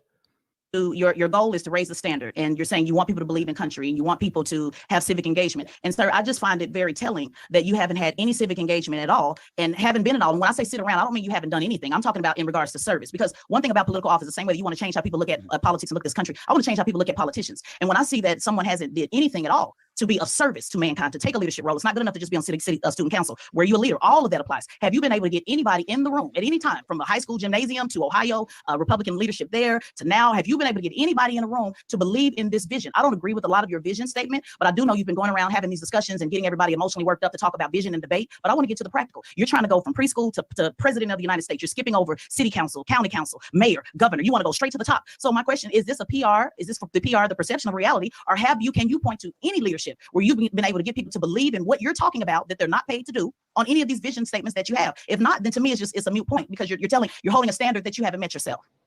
So if you're only going to count government service, You're No, absolutely not government right. service. Okay. Student council in the 8th grade, 9th grade, 10th. Were you a leader? Did you do anything to rally anybody? Did you fight for better lunch? I did in the 6th grade with Miss Harris. I'm not talking about government. I can go all the way back from the 5th grade every year, sir, because people who are in service to this country, if you're going to go around saying you want people to believe in this country that I signed up to die for, then I want to make sure that you're holding that same standard. So not government, not political. Let's not get it confused. I'm saying, have you did anything of service that we can point to say he is a good leader? Like Chris, and I'm not even a fan of Chris Christie, but he was the student council president in high school. So have you done anything of service besides yourself that has not benefited yourself? It's just a simple question. So the acts of service that I have performed are small, so small that I don't even want to talk about them to boast. But yes, have I volunteered for this country? Yes, I have. I've always been interested in healthcare. It's okay to talk about the small things. I think these are small things, right? But thank you. Oh, well, let's just mention Bethesda North Hospital. Really a no? But here's the thing, though, and this is what I said earlier. He don't answer questions. He's going to admit later that he was on Harvard's council. That's political. You're literally choosing the president of that school. Why didn't you just say that when she first asked? You sitting there trying to impress everyone with your vocabulary. We don't care. Answer the fucking question. We get that enough from Trump. He don't like answering direct questions if they're not to his liking. Oh my God. I'm sure he did lie, but at least answer her question if you're going to lie about it. Don't go around the world.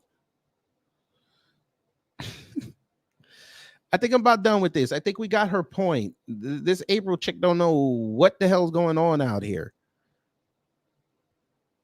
But I want to check out this last video, and then I'm going to get out of here.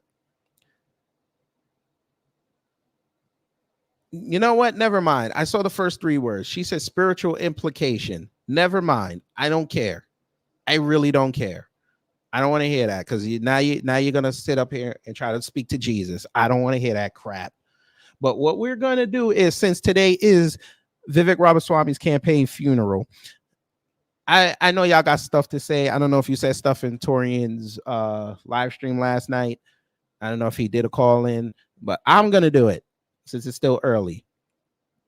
So if you want to come up and say something, would you like to say a nice message? You know, give a nice benediction to old Vivek. That's okay. We'll do that. Well, we'll give you the opportunity. I'm gonna check Twitter right now, see if there's anything popping off over there that we can use.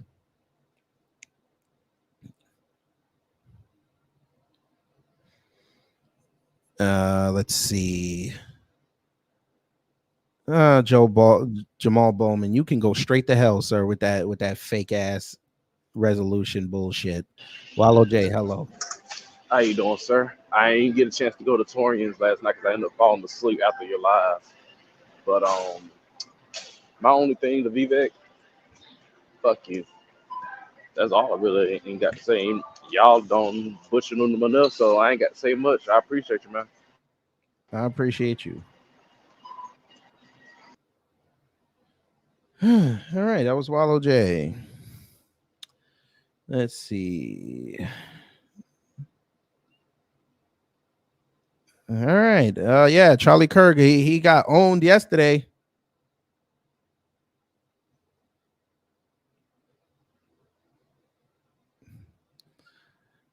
Nothing else, huh? Candace Owens says she finished 3rd. Nikki Haley. Okay, that's wonderful. She's still in the race. The motherfucker you backed, he lost. Miss Nisi, hello. Good morning, KGB. Good morning. To echo Wallow J's comment, my sentiment is the same. Fuck him. See what wannabe white gets you? All that kissing that ass? Them white folks let them know. This is the real. You were entertaining at first, but you need to get gone. Yes. So that's all I got to say. Be blessed, KGB. Bye. Goodbye. That's an interesting quote right there.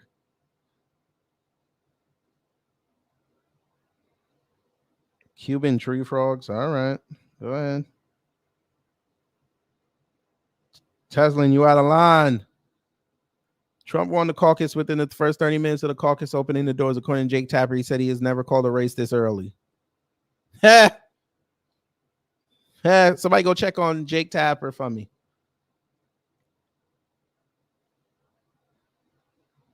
Let me see. Let me see what Joy Reid talking about. Ooh, here we go. Here we go. Fair use. She finna bring up white people. And this is a hyper evangelical white state. And he said the following to me: Iowa is about 61% white Christian. The country as a whole is approximately 41% white Christian. And in Iowa, we're talking about evangelical white Christians. And he said the following, because I asked him, what do they get out of supporting Donald Trump? Because he keeps losing, he keeps delivering losses and losses and losses. And he said the following: they see themselves as the rightful inheritors of this country, and Trump has promised all the things that we think about electability, about what are people gaming out, or they see themselves as the rightful heirs of this country. Yeah, okay. They're in for a rude awakening in a few years. Don't worry. All right, Joy, you ain't said nothing. Let's see what this is. 4 minutes. Oh, you talked to JB Pritzker? All right, we don't care. Sort of data point, and Steve talks about it a lot. He's going to probably talk about it a little more tonight. Is that these are white Christians? That this is a state that is overrepresented by white Christians that are going to participate in these caucuses. Ma'am, it's the 5th whitest state in the country. What did you expect? Especially tonight. Earlier today, reached out to Robbie Jones from the Public Religion No, Research that's a Institute, tetherwig. knowing that we were going to talk about Iowa. And this is a hyper evangelical white state. And he said the following to me: Iowa is about 61% white Christian. The country as a whole is approximately 41% white Christian. And in Iowa, we're talking about evangelical white Christians. And he said the following, because I asked him, what do they get out of supporting Donald Trump? Because he keeps losing, he keeps delivering losses and losses and losses. And he said the following: they see themselves as the rightful inheritors of this country, and Trump has promised to give it back to them.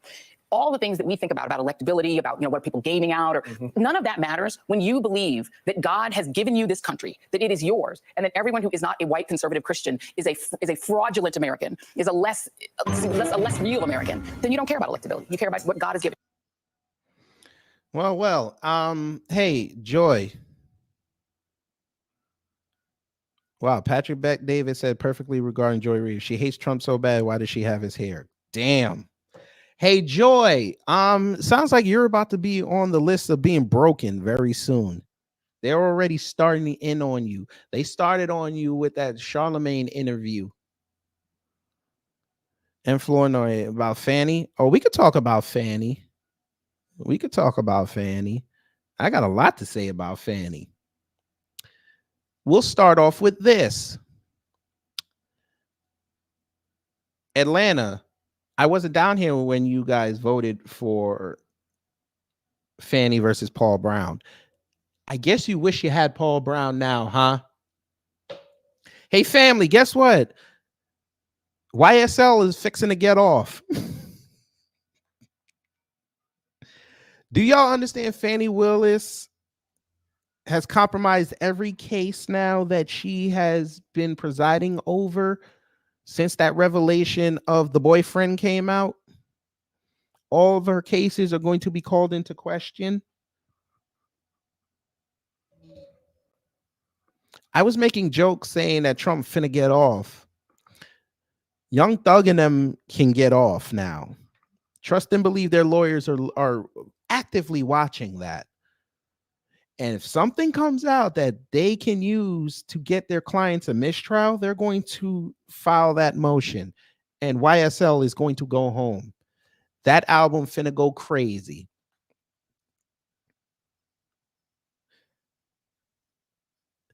Fannie Willis is a plant. I know y'all know this.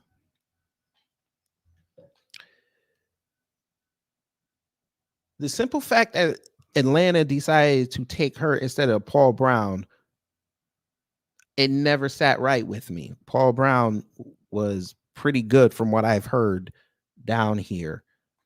He was the best person for that job, but y'all wanted Fannie Willis because she was sister girl.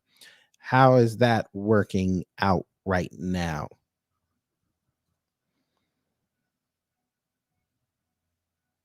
Huh?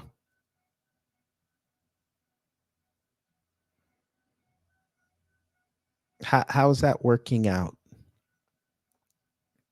Then you run outside and say it's because you're black. So when you were all y'all that were running around talking about, oh, look at all the black faces that are prosecuting Trump. Yeah, and they're all starting to get knocked down.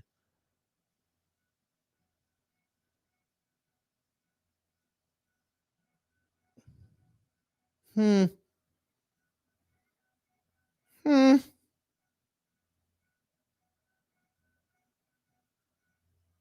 Hmm.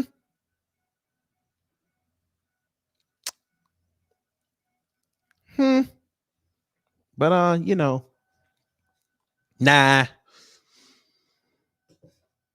You made that man so much money because you don't know how to clean yourself up. You had a year to make sure that Nathan did not pop up nowhere near you. You put him on payroll.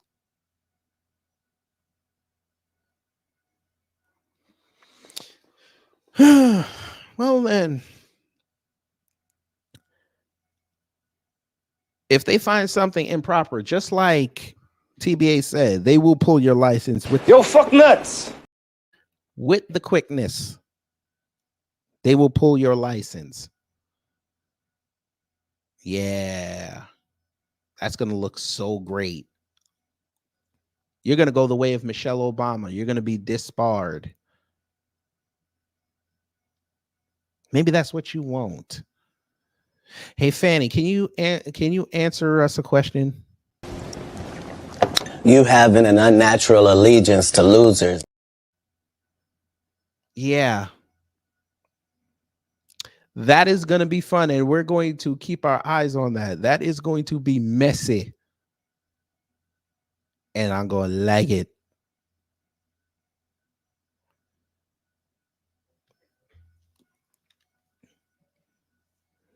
She probably put him on the case so he doesn't have to go home and deal with the ex. Yes, Ray Charles can see it. Oh, Fanny. I'll spell it for you. D-U-M-M-Y, period. When she has to bury all them files on YSL, watching them walk out of the courtroom, doing their their press conference before they jump on Instagram to celebrate. It was hard work, and I worked hard. My ass bleeds for you.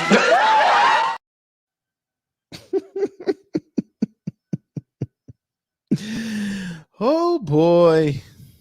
Fanny.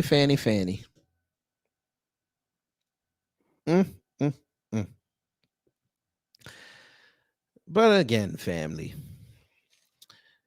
there is no retirement plan for Coonan, and there is no timetable on when they're going to break you.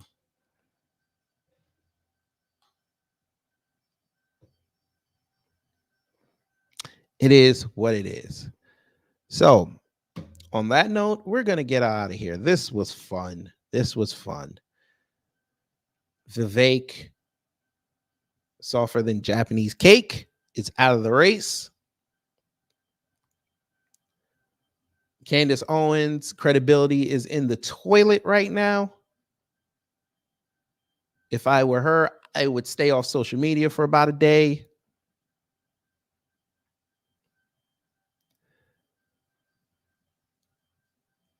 And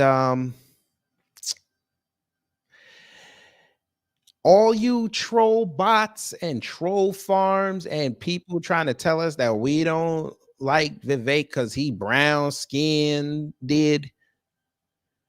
Yeah. Where you at now? Yes, we are going to get violin music. That is a very, very good idea.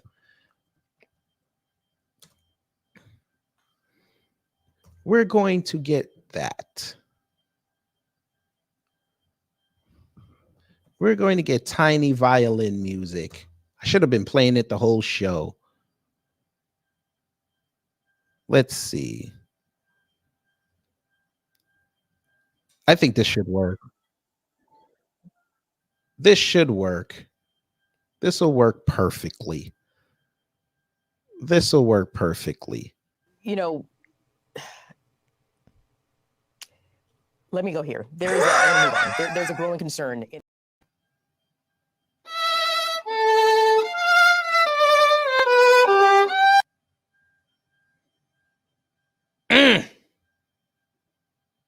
Go ahead, Mr. Krabs. Put them violins in there one time.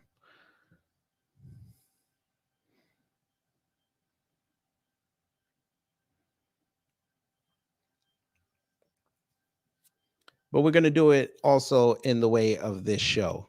It's a round. It's a rap for your round. And a rap for your round. I'll let a round rap around every rap around till it's rap around. This rap around. I'll rap around a round rap. I'll let a round rap around round. How you gonna get around that? If y'all want the flyer, let me know. I'm going to put it on my community tab. Matter of fact, I'm going to do it right now before we get up out of here. We're going to put that on the community tab. If anybody wants the flyer. I'm sorry. I keep saying flyer. If anybody wants the program for this eulogy and this funeral, we will do that for you, because we're nice over here at Beyond Borders Media. So I just posted it on the community tag, and we're going to put the message: take one, pass it down.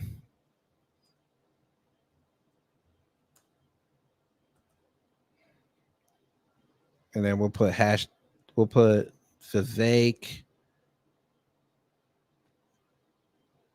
to Vivek 2024, and then we'll put Vivek Ramaswamy as a hashtag. And that's a beautiful thing. That's a beautiful thing. See what y'all talking about.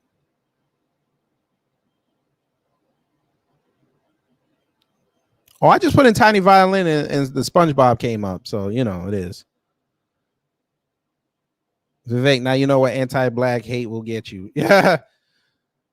Yeah, it'll get you a little bit of push, but then they say,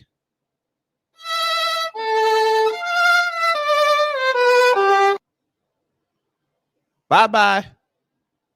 See you later. See you later, Vivi Gator. See you later. All right, family. I'm going to get out of here. Go get some breakfast.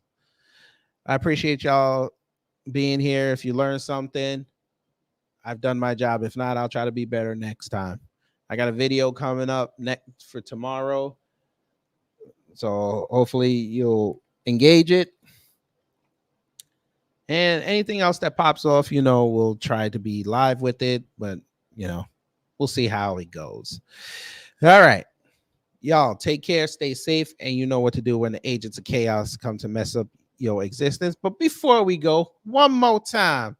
Dearly trailer park trash, we are gathered here tonight to celebrate the loss of the biggest foul-mouthed, beer-swilling, finger-gesturing piece of monkey crap that has ever graced God's green earth.